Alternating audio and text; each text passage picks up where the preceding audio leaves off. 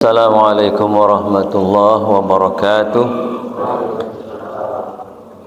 Alhamdulillah wassalatu wassalamu ala Rasulillah wa ala alihi wa ashabihi wa man tabi'ahu wa wala.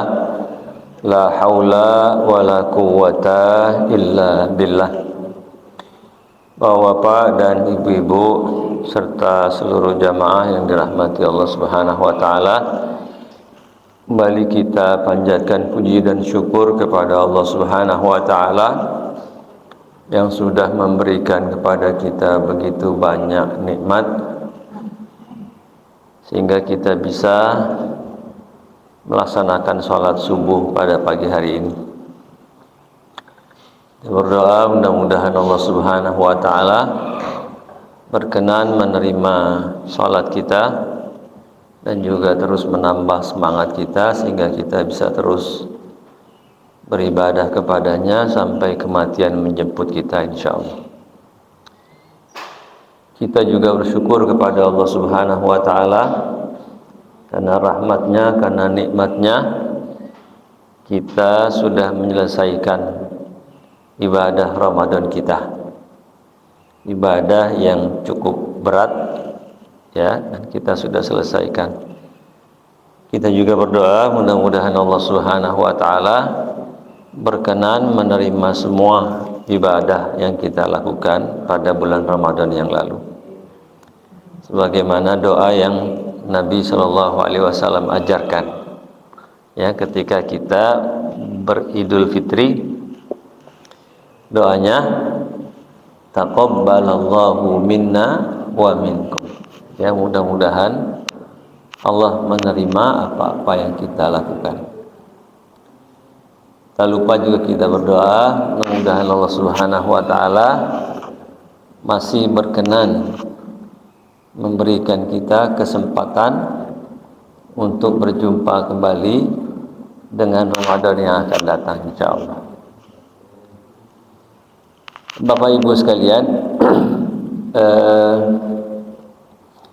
sebagaimana pernah saya sampaikan bahwa aslinya ibadah Ramadan, khususnya puasa, itu adalah ibadah yang berat, ya, sampai-sampai Allah memilihkan untuk kita kata atau istilah yang pemilihan ini tujuannya adalah dalam mempengaruhi persepsi kita. Ya, kalau kita ingat kembali ayat-ayat yang memerintahkan puasa, itu kan ada kata ayyaman ma'dudat, ya, beberapa hari yang sudah ditentukan. Ya, padahal kita semua tahu bahwa yang namanya puasa itu 1 bulan. Harusnya ayatnya itu bunyinya syahran kamilan, sebulan penuh. Tapi Allah tidak gunakan itu. Allah gunakan beberapa hari saja. Ya. Nah, ini namanya semantic game, permainan istilah untuk merubah persepsi kita. Ya, karena salah satu yang membuat pekerjaan itu akan terasa berat atau ringan adalah persepsi kita terhadap pekerjaan itu. Kalau sejak awal kita sudah mempersepsikan dia berat, maka jadi berat dia. Ya. Dan kalau sejak awal kita sudah persepsikan, ini mah ringan nih. Ringan dia, gitu. Ya. Karena itu Allah rubah. Cuma beberapa hari doang kok, gitu. Ya, kalau bahasa Depoknya. Nah, perubahan itu, ya, pengalihan itu, pemilihan kata itu, ya, itu menandakan bahwa sesungguhnya ibadah Ramadan ini adalah ibadah yang berat, gitu. Ya. Nah, tapi alhamdulillah kita bisa selesaikan. Ya. Nah, coba kita review kembali apa kira-kira yang membuat kita menjadi mudah menyelesaikan pekerjaan yang berat itu. Ya, ibadah yang berat itu bisa kita selesaikan dengan mudah. Ada beberapa, ya. Yang pertama diantaranya karena setan-setannya diikat, ya. Nah, setan yang selama ini mengganggu, menghalangi, ya, kita untuk beribadah, untuk berbuat baik. Nah, kemarin mereka diikat, dibelenggu, wasufidatis syayatin, ya. Dibelenggu itu bukan artinya diborgol gitu ya kalau bahasa kita, atau dipenjara, bukan. Tapi dia tidak bisa dihilangkan kemampuannya untuk mempengaruhi manusia, ya. Setannya masih gentayangan, tapi dia nggak boleh mengganggu manusia di bulan Ramadan itu. Nah, pertanyaannya, Pak, kan setan dibelenggu di bulan Ramadan, tapi kenapa masih ada kejahatan? Ya kan? Masih ada orang yang berbuat maksiat, membunuh, ya, mencuri dan sebagainya. Nah, ada beberapa pendapat di sini. Ya, yang pertama bahwa kalau kita perhatikan teks hadisnya, di situ Nabi Shallallahu Alaihi Wasallam mengatakan bahwa setan itu diikat, dibelenggu, bukan dibunuh, ya. Jadi bukan dibunuh. Kalau dibunuh lain ceritanya, diikat. Kalau sudah diikat, masih mungkin ada korban tidak? Masih, tapi sedikit. Misalnya nih, di RW 9 nih ada seekor anjing yang galak. Dilepas anjing itu berkeliaran. Anjingnya anjing apa tuh yang galak banget tuh? Pitbull. Ya. Banyak korbannya kan? Ketika anjing itu diikat, masih ada korban enggak? Ada. Siapa? Yang mendekat. Udah tahu anjingnya diikat, dia mendekati, ya kena juga, jadi terkam, tapi kan sedikit, ya kan? Nah, gitu kira-kira, ya. Nah, untuk tahu, ya, seperti apa pengaruh hadis itu, ya, kita tidak bisa melihat dari kasus per kasus, ya, tapi ya kalau boleh Polri, ya, buka itu catatan kriminal di bulan Ramadan, ya, dengan di luar Ramadan, kita akan lihat tuh jauh sekali, ya, tidak nol memang, jauh sekali. Termasuk juga kesehatan, ya, kita bisa minta datanya tuh, tingkat kunjungan ke puskesmas itu pada bulan Ramadan tuh turun drastis. Ya, artinya bahwa puasa itu bikin sehat, ya, sekalipun hadisnya dhaif. Kan ada kan suka disampaikan tuh, sumu tasihhu, berpuasalah kamu, niscaya kamu akan sehat. Nah, itu hadisnya dhaif. Tapi dalam prakteknya betul. Gitu, ya. Nah, termasuk tadi itu setan dibelenggu itu kita bisa lihat di catatan Polri itu. Mungkin juga di Pak Darmawel ada tuh, bisa dibuka nanti. Ya, kriminalitas dalam skala nasional di bulan Ramadan seperti apa? Pasti turun. Ini tidak nol, ya. Nah, yang kedua, pendapat setan itu diikat, ya. Kenapa masih ada orang yang berbuat maksiat, ya? Nah, Bapak Ibu sekalian, bahwa setan itu bukan makhluk. Setan itu sebutan. Untuk siapa? Untuk manusia dan jin.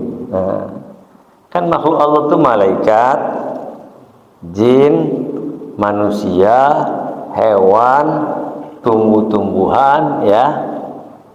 Nggak ada setan. Setan itu sebutan bagi manusia dan jin yang membangkang. Nah, yang diikat pada bulan Ramadan itu adalah setan yang bentuknya jin.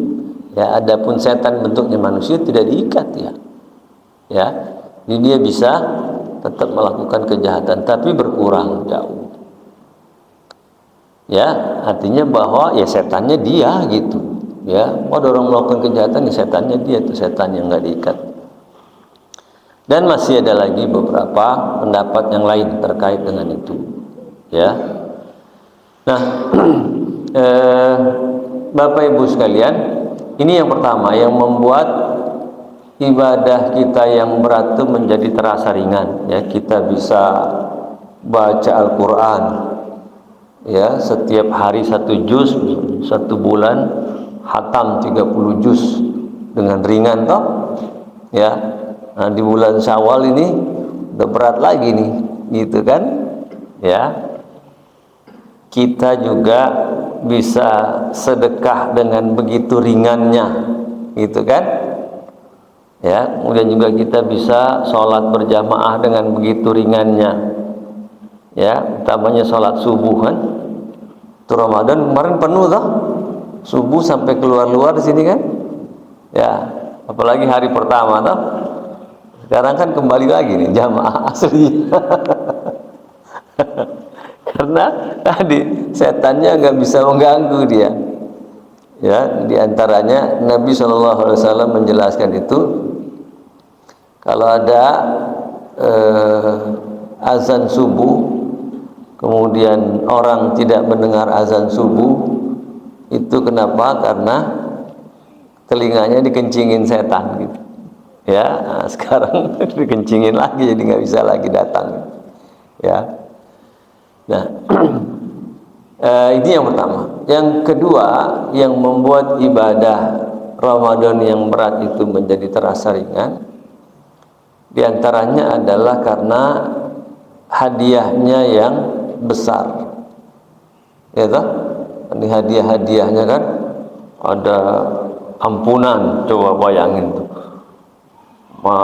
Dosa-dosa kita yang lalu, dari mulai kita balik sampai sekarang ini, kalau kita puasa dengan baik, Allah hapus. Coba, siapa yang nggak tertarik dengan itu? Ya, ghufira lahu ma taqaddama min dzambi. Belum lagi pahala-pahalanya juga begitu banyak, apalagi kaitan dengan Lailatul Qadar. Ini yang membuat diantaranya kita jadi semangat, ya, hadiah atau iming-iming yang besar. Sama misalnya wali kota Depok pasang spanduk di seantero Depok, ada lomba lari Depok 10 kilo, ya, Depok 10K. Hadiahnya setrika, itu hadiahnya kipas angin gitu. Ada nggak orang mau ikut? Pasti nggak ada. Ya, beda lagi kalau ada lomba lari Depok 10 km, hadiahnya 1 miliar.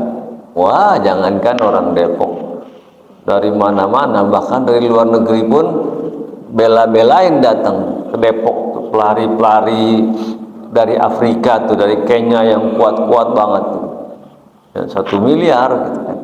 Nah, ini pengaruh hadiah, ya, janji iming-iming cukup kuat gitu. Nah, sehingga berat sekalipun akan kita lakukan. Nah, yang ketiga yang membuat ibadah berat ini terasa ringan tadi itu jaraknya cuma 1 bulan. Itu pun juga masih Allah peringan dengan istilah beberapa hari saja. Gitu tak? Ya. Nah, pertanyaan sekarang ini, ya, setan-setannya sudah dilepas, kemudian balasan ada tapi tidak sebesar kemarin di Ramadan. Ramadan itu kan obral bang, Allah mau obral ya. Sekarang ada tapi tidak sebesar. Nah yang ketiga, jarak tempuhnya bukan sebulan tapi 11 bulan. Pertanyaannya, mampukah kita beribadah dengan semangat ya sebagaimana kita beribadah pada bulan Ramadan yang lalu? Gitu ya. Nah, atau pertanyaannya terus apa yang mesti kita lakukan supaya kita bisa tetap bersemangat dalam beribadah, bersemangat dalam beramal soleh, melakukan kebaikan-kebaikan sebagaimana yang kita lakukan pada bulan Ramadan yang lalu ya. Nah ada beberapa yang bisa kita lakukan tadi, bahwa sebab yang pertama kita menjadi ringan adalah karena setannya diikat, yang biasa mengganggu kita, membisiki kita gitu ya. Azan subuh, Allahu Akbar, Allahu Akbar, ntar aja 5 menit lagi gitu, dingin di rumah juga bisa kan gitu ya, boleh kan di rumah ya, ngantuk apalagi lah itu imamnya bacanya panjang banget gitu, udah sholat di rumah aja gitu ya.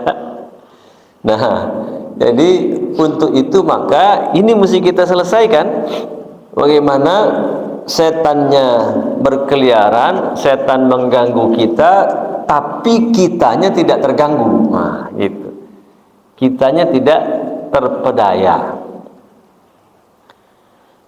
Nah terus apa yang bisa kita lakukan supaya kita tidak terpengaruh oleh tipu daya setan?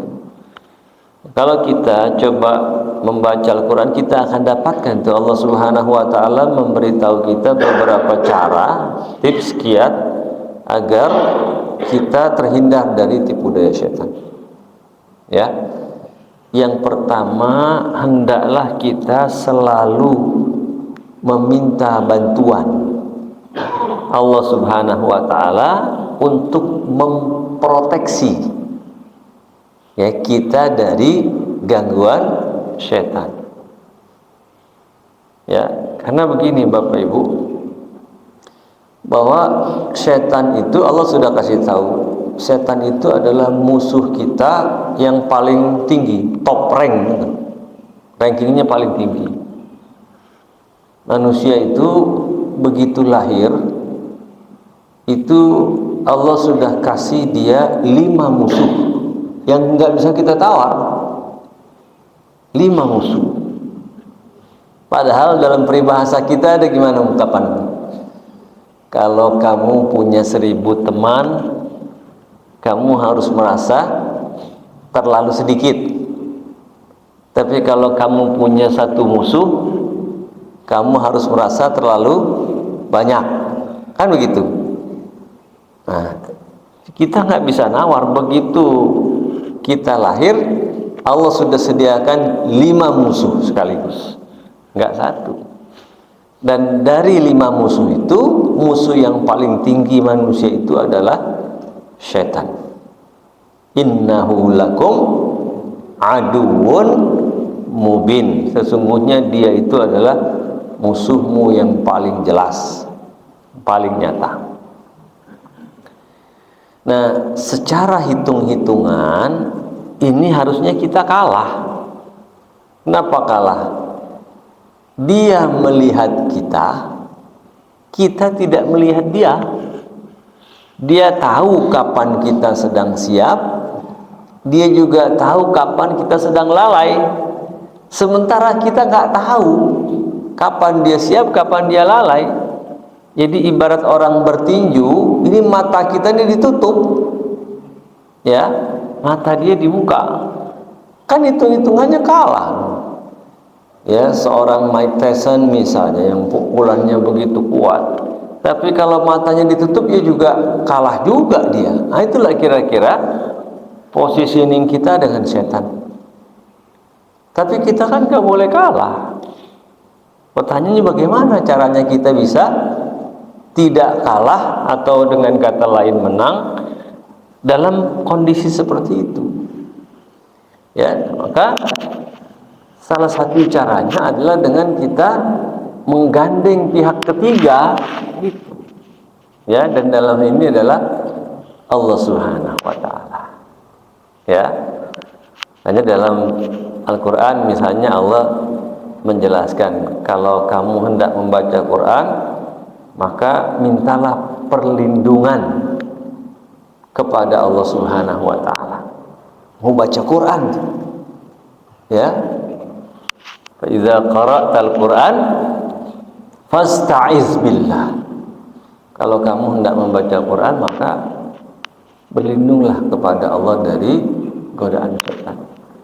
Tentunya bukan pada saat membaca Al-Quran saja, tapi pada saat semua ibadah yang lain juga begitu. Ya. Nah, terus bagaimana cara kita memohon perlindungan kepada Allah? Banyak caranya, ya. Ada, kita diperintahkan oleh Nabi Shallallahu Alaihi Wasallam satu untuk membaca ayat kursi, ya. Harus hafal, pendek juga ayatnya, cuma satu ayat. Ya, pagi, sore. Membaca ayat kursi di pagi hari, Allah akan proteksi dia dari gangguan setan sampai sore hari. Membaca ayat kursi di sore hari, Allah akan proteksi dia di malam hari sampai besok pagi. Ya, ada beberapa waktu kita disunnahkan atau diperintahkan membaca ayat kursi. Tadi satu pagi sebelum matahari terbit, nanti sore sebelum matahari terbenam, ya. Nah, kemudian yang kedua setelah sholat juga dianjurkan membaca ayat kursi. Yang ketiga sebelum tidur, ya. Jadi doanya ditambah, selain bismika Allahumma ahya wa bismika amut, baca lagi tambahannya ayat kursi, ya. Nah, ini yang pertama. Kemudian yang lain yang bisa kita lakukan untuk memproteksi diri kita dari setan adalah dengan membaca al-mu'awwidzatain, ya, 2 surat proteksi. Surat apa saja dia? Surah Al-Falaq dan surah An-Nas. Qul a'udzu birabbil falaq min syarri ma khalaq wa min syarri ghasikin idza waqab wa min syarri naffatsati fil 'uqad wa min syarri hasidin idza hasad, ya. Dan surah An-Nas, ya. Baca ini, kita sering baca, maka Allah akan lindungi kita dari tipu daya syaitan, ya. Ini jangan dianggap sepele Bapak Ibu, bahwa di luar sana itu banyak sekali, ya, baik setan langsung atau orang-orang yang menggunakan jasa setan untuk mempengaruhi kita, ya. Banyak sekali praktek-praktek seperti itu, ya. Ada yang namanya pelet, ya, itu semua bagian dari sihir, dan sihir itu ada. Al-Quran menjelaskan sihir itu ada. Surah Al-Baqarah ini, wattaba'u ma tatlu syayatinu ala mulki Sulaiman wa ma kafara Sulaiman walakinna syayatina kafaru yu'allimuna an-nasa sihr, ya. Wattaba'u ma tatlu syayatin, mereka mengikuti apa-apa yang dibaca oleh setan, ala mulki Sulaiman, di masa kerajaan Sulaiman. Wa ma kafara Sulaiman, Sulaiman itu tidak kafir, walakinna syayatina kafaru, tapi setan-setan itulah yang kafir, ya. Yu'allimunan nasa sihr, mereka mengajari manusia sihir. Ya ada, ya. Ada kalau perempuan atau laki-laki yang mau cari jodoh, ya, waktu pergi ke dukun minta sihir namanya pelet, ada lagi sihir semar mendem, ya, ada banyak sekali. Nah, kalau kita nggak dilindungi oleh Allah, bablas kita, lewat kita. Itu, ya. Jadi ini penting. Kemudian yang kedua yang bisa kita lakukan untuk kita bisa terbebas dari gangguan setan adalah dengan mengikhlaskan semua amal, semua ibadah kita tujukan hanya karena Allah Subhanahu wa taala semata. Setan tidak bisa mempengaruhi orang yang ikhlas dalam beribadah. Itu sudah menjadi ketetapan Allah Subhanahu wa taala pada saat iblis, ya, iblis itu kan rajanya setan, ya. Apa bedanya iblis dengan setan? Ya, iblis setan dengan jin. Jadi kalau iblis itu dia makhluknya itu adalah jin. Nah, dia mendapatkan hak istimewa dari Allah. Dia tidak mati sampai hari kiamat nanti. Adapun jin-jin yang lain, ya, itu juga mati seperti manusia, walaupun umurnya panjang-panjang, ya, 300 tahun, 500 tahun, gitu. Ya, tapi tetap mati. Mereka tetap berkembang biak seperti manusia. Yang nggak mati cuma satu jin yang Allah tangguhkan kematiannya, ya. Nah, pada saat Allah Subhanahu wa taala menciptakan manusia, menciptakan Nabi Adam, ya, terus Allah suruhkan iblis itu bersujud kepada Adam. Bersujud di situ maksudnya bukan sujud seperti kita sholat, bukan, tapi menghormati Adam, ya.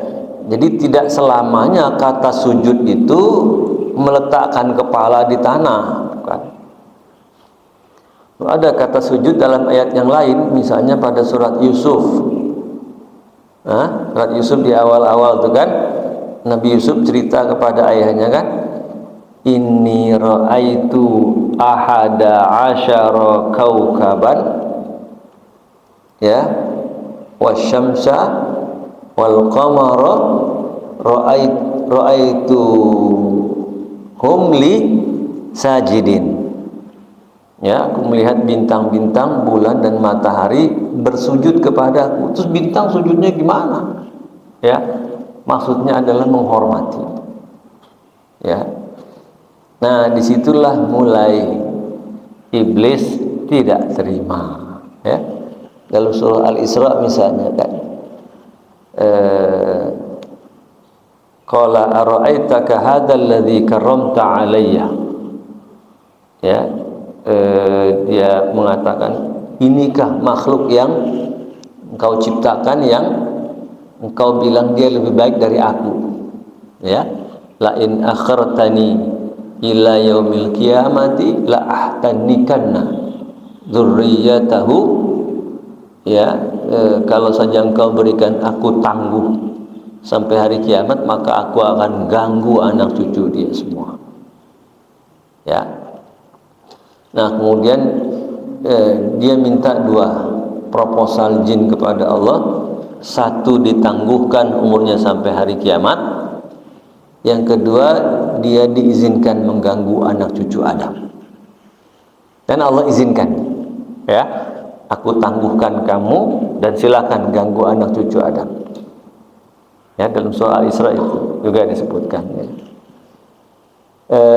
Tapi kata Allah, jangan kamu berharap kamu bisa mengganggu mereka yang ikhlas di dalam beramal dan beribadah, gitu, ya. Gak bisa. Jadi kita terus ikhlaskan usaha. Nah, dalam ibadah juga bisa terganggu tuh. Misalnya dalam baca Quran ya, orang yang baca Qurannya bagus gitu kan, dikipas-kipasinnya tuh. Baca Quran kamu bagus. Wah, dikipasin aja terus kita kan, puji-puji, sehingga berubah kita baca Qurannya bukan lagi berharap keridhaan Allah, tapi berharap pujian manusia. Ya. Nah, sebaliknya yang baca Qur'annya terbata-bata, dicelanya gitu. Udahlah, kamu nggak usah baca Qur'an, udah tua, baca Qur'annya masih begitu aja, malu-maluin. Akhirnya berhenti kita baca Qur'an. Nah, itu. Ya. Tapi orang yang ikhlas kan nggak peduli pujian atau celaan, cacian, terus saja dia maju tak gentar. Gitu. Ya. Yang bersedekah juga kan, yang sedekahnya besar, dikipas-kipasinnya itu ya, minta dong diumumkan tuh sama Pak Rohani ya, Bapak ini sedekahnya 10 juta misalnya kan. Nah, baliknya yang sedekahnya kecil, udah jangan, nggak usah sedekah juga, sedekah segitu mah buat apa, gitu tuh.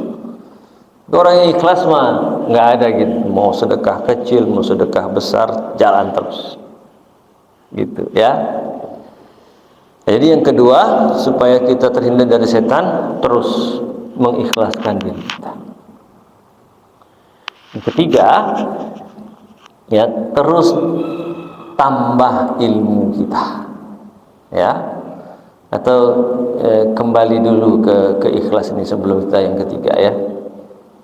Ada sebuah kisah, tapi ini di dalam kitab, yang kitabnya ini saya tidak anjurkan Bapak Ibu membaca kitab ini, karena banyak hadisnya yang konon bermasalah. Kitab itu namanya Kitab Durratun Nasihin. Banyak hadisnya bermasalah. Kalau mau baca kitab Riyadhus Shalihin ya, itu hadisnya sudah disepakati, hadisnya sahih-sahih. Nah, tapi gini, ada cerita dalam kitab Durratun Nasihin tentang keikhlasan. Kita ambil hikmahnya saja. Ada seorang hamba Allah yang sangat rajin beribadah. Nah, satu ketika di kampungnya itu ada sebuah pohon besar. Nah, pohon ini dijadikan keramat, tempat orang meminta kekayaan. Ya. Kan di kita juga banyak begitu ya. Ya.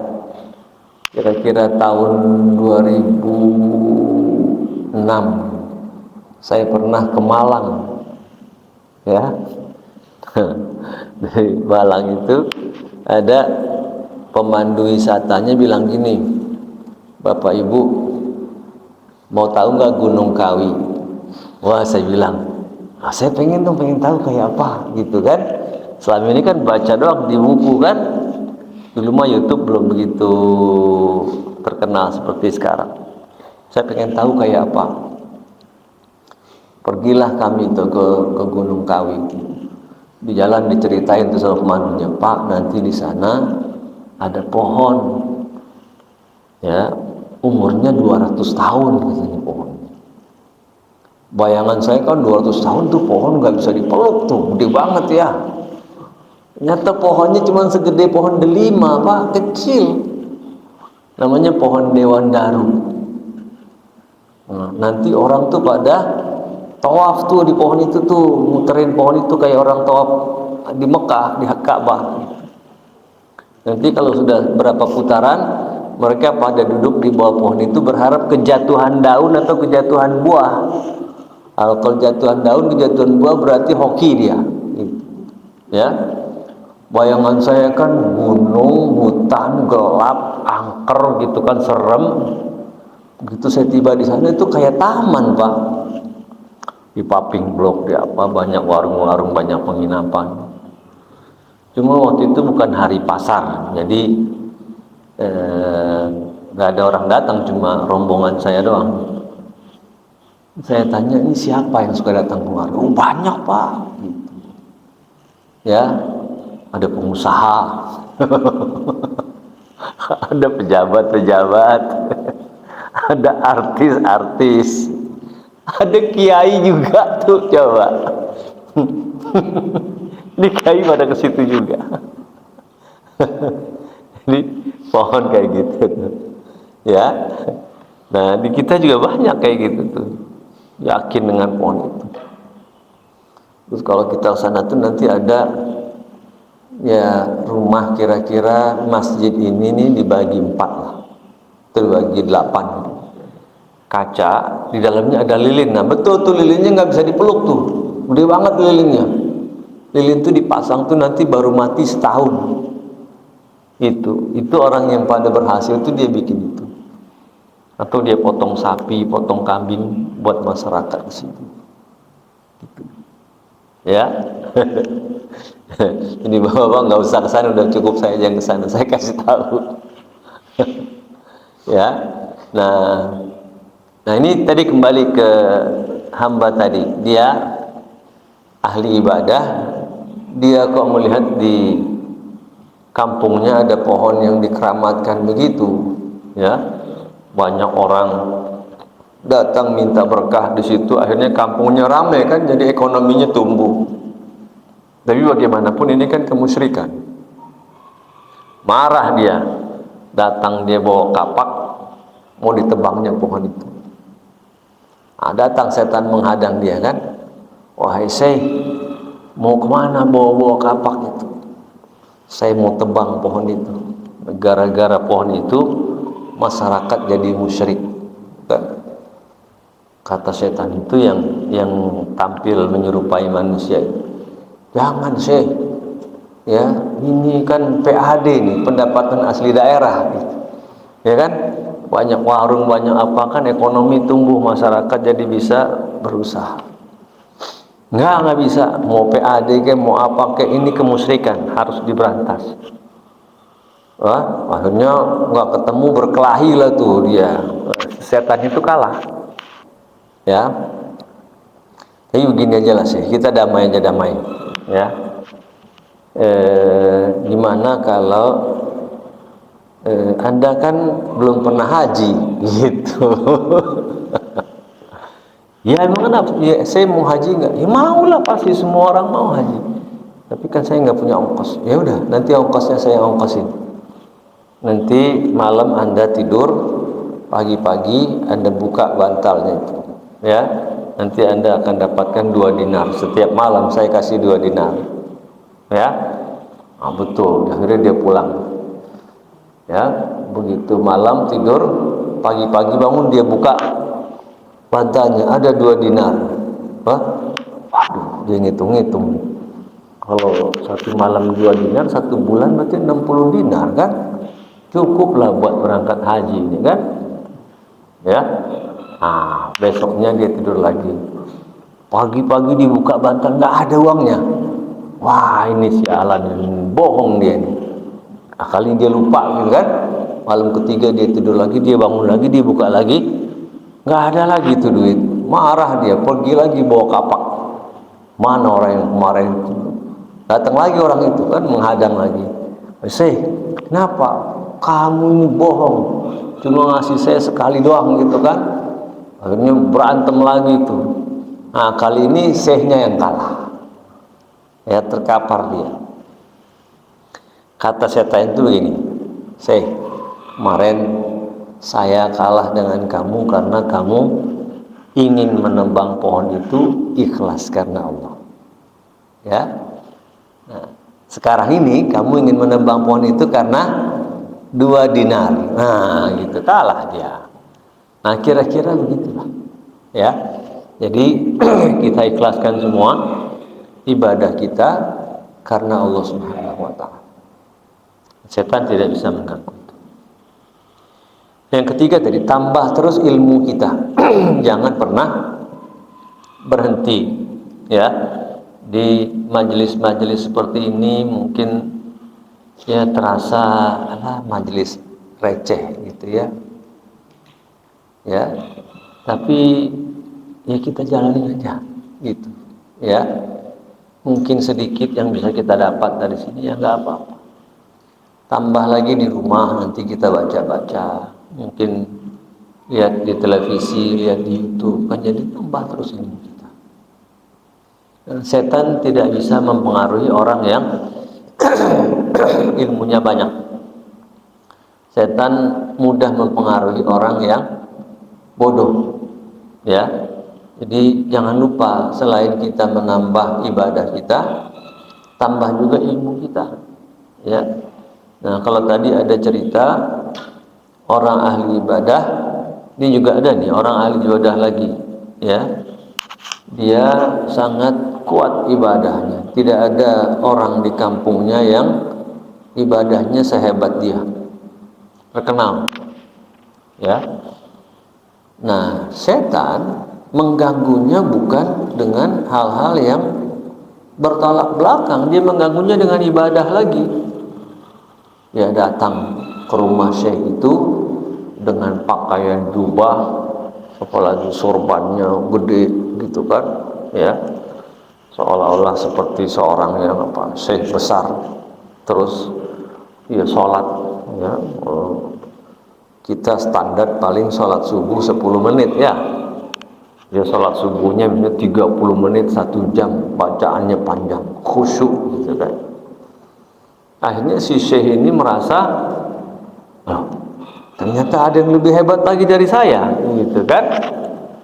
Belajarlah dia, ditanya, wahai syekh, gimana anda bisa sholat sebegitu khusyuk?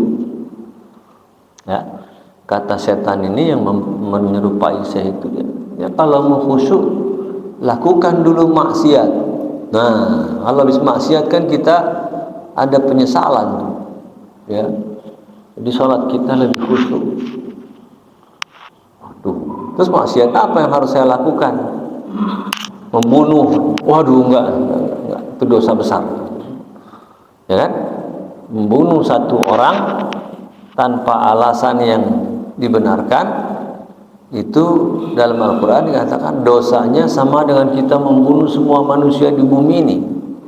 Jadi berat itu membunuh satu orang, ya, kecuali ya ada alasan yang dibenarkan. Alasannya 2. Satu, karena dia sudah membunuh, ya. Yang kedua, atau dia melakukan kerusakan di muka bumi. Misalnya dia jual narkoba gitu, ya.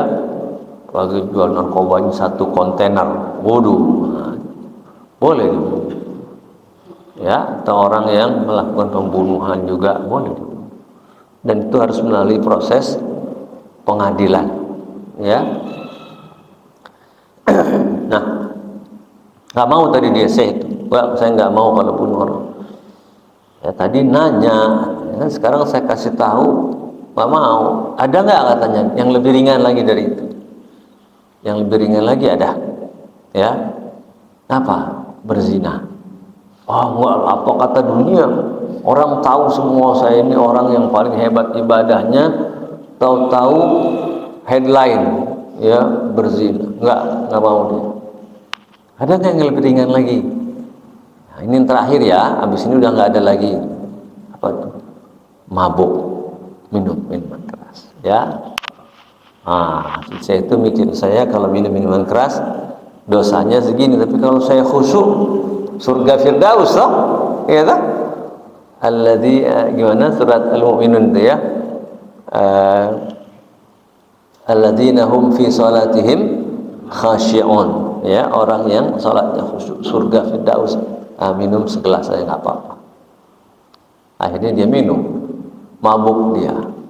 Ketika mabuk ada perempuan melintas di depan rumahnya, dipanggilnya, akhirnya dia berzina.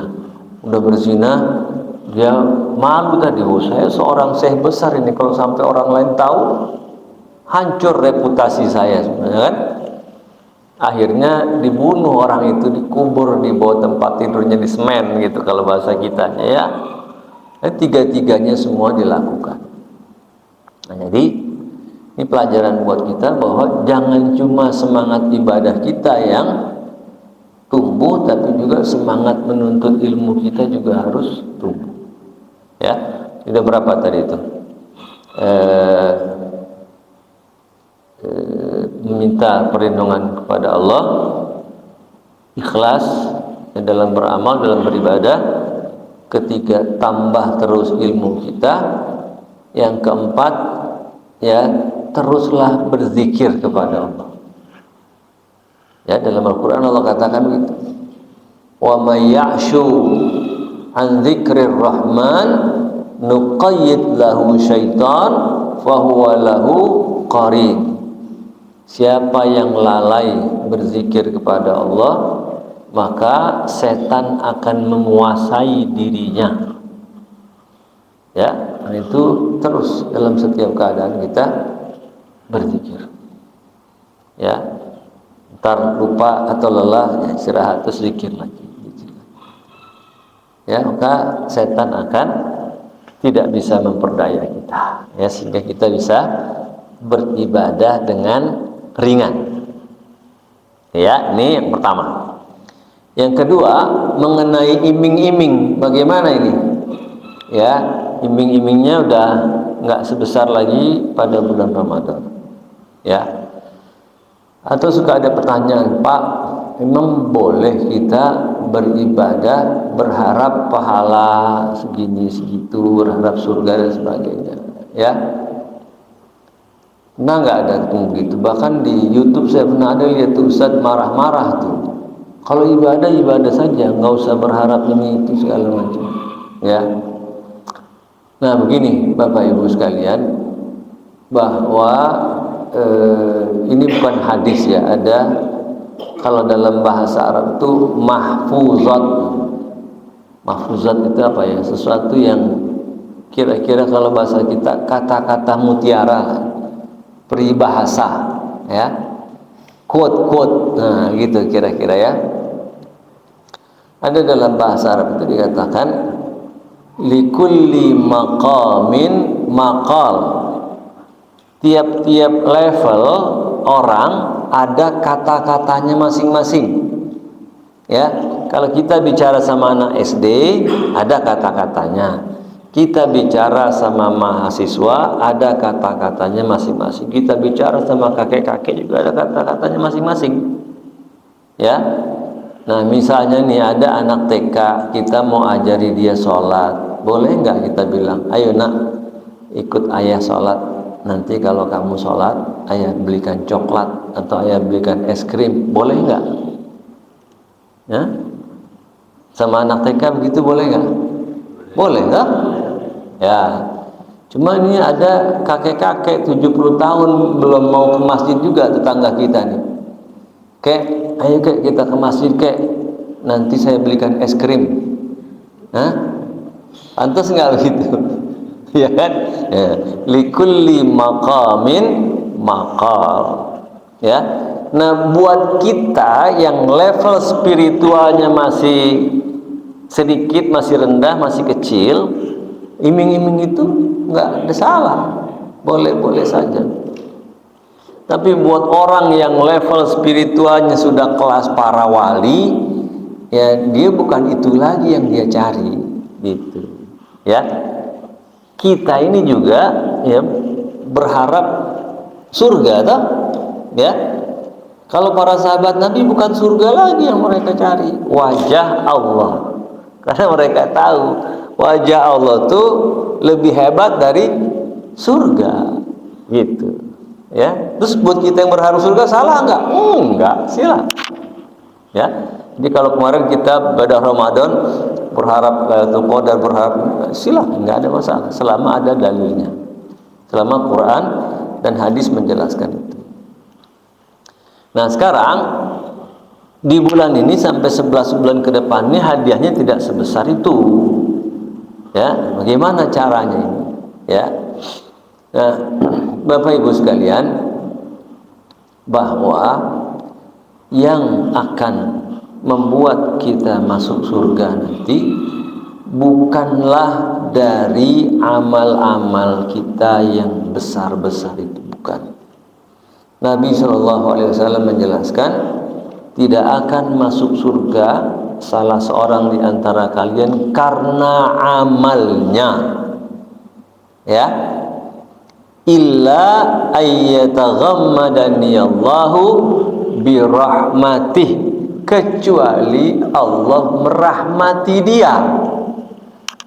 Jadi amal-amal kita yang besar itu nggak akan cukup kalau itu semua dikumpulin untuk membayar nikmat Allah Subhanahu wa taala kepada kita. Ya, nggak cukup. Jadi kita jangan juga terlalu berpuas diri dengan amal-amal besar itu, jangan. Ya. Jadi kita tidak akan surga karena itu, kecuali Allah merahmati kita. Ya. Dan rahmat Allah Subhanahu wa taala itu bisa saja menghampiri kita dari amal-amal kita yang kecil-kecil tuh, yang kita anggap receh gitu. Ya. Banyak kan? Dalam salah satu kitab dijelaskan itu ada orang yang Allah masukkan dia ke dalam surga karena dia memotong pohon yang dahannya tumbuh menghalangi jalan. Jadi kalau malam hari orang jalan situ pasti kepalanya kebentur, dipotong gara-gara itu. Tuh, ya kan? Kita nggak tahu. Kita juga suka dengar, biasanya Ramadan suka cerita itu ada zaman Nabi Musa, seorang perempuan yang dari muda sampai hampir mau mati jadi pelacur lah. Ya, dia masuk surga hanya gara-gara dia memberi minum seekor anjing, binatang yang dalam Islam dihukumi najis, ya lah, haram, najis. Sudah. Kita juga nggak tahu nih, kita kan ya anggaplah kita ini rajin ibadah sholat, terus ketika datang orang baru sholat sekali ke masjid kita bilang tumben datang ke masjid.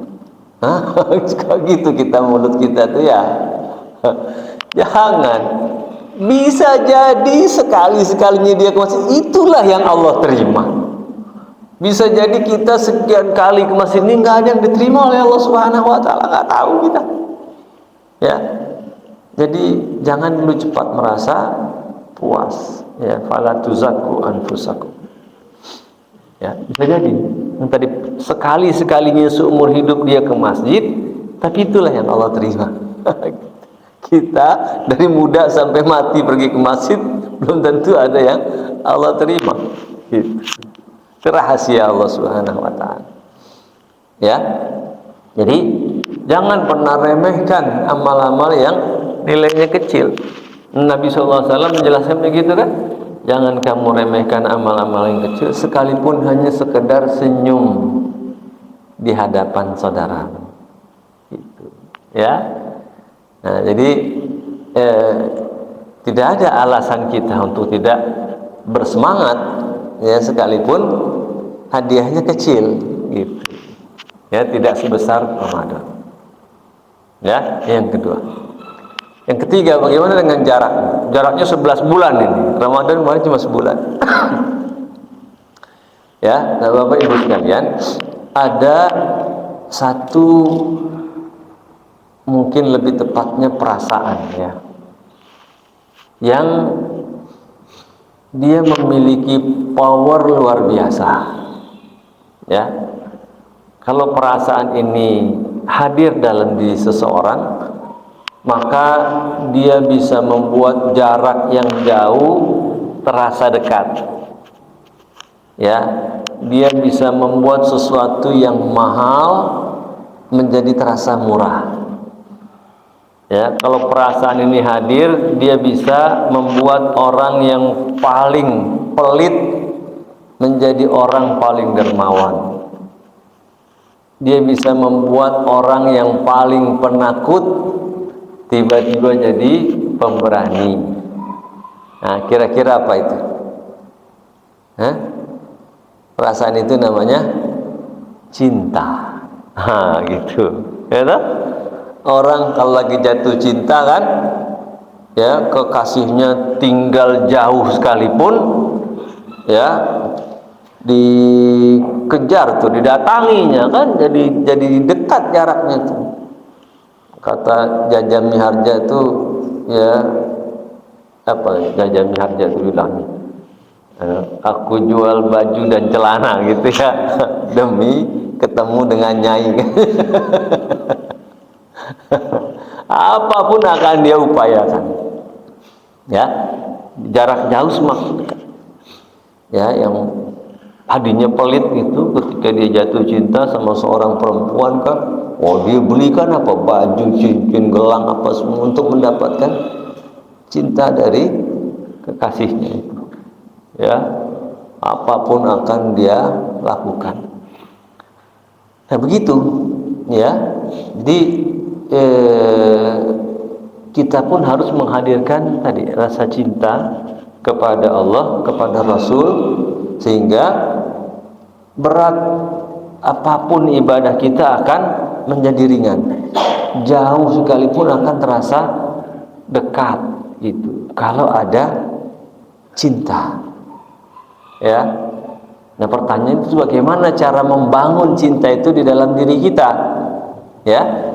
Nah, peribahasa kita mengatakan kan gitu, tak kenal maka tak sayang, atau tak kenal maka tak cinta. Supaya cinta maka kenali.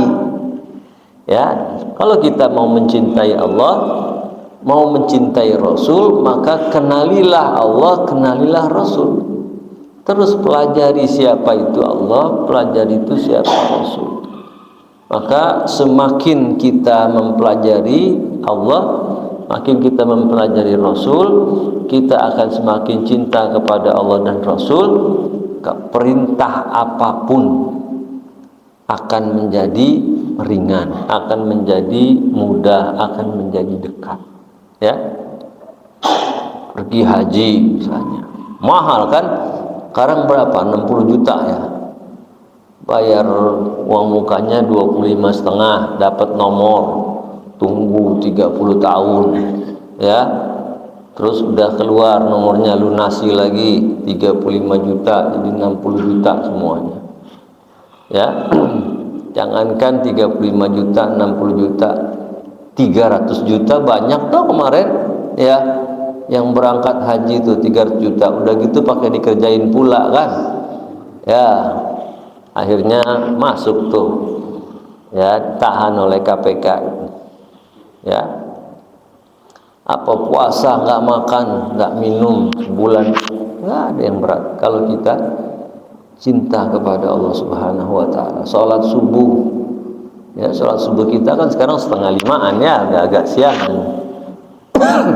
Nanti dia mundur lagi tuh jam 4:05. Ya, jam 4:05 musim hujan pula gitu kan. Ya, tapi kalau cinta kita kepada Allah dan Rasulnya nggak peduli dengan itu. Ya, jadi ringan. Nah, jadi ini harus kita hadirkan. Ya.